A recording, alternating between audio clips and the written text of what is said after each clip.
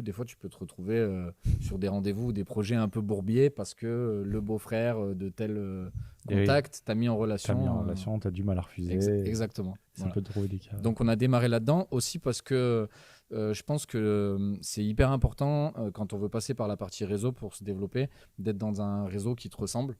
Pour moi, le premier conseil, c'est bien choisir son réseau et aller dans un réseau qui te parle et qui te ressemble. Un réseau dans lequel tu es à l'aise. Et là, je te rejoins à 4000% parce qu'effectivement, quand tu as déjà ce biais de valeur ou d'intérêt par rapport au sport, tu as une connexion déjà.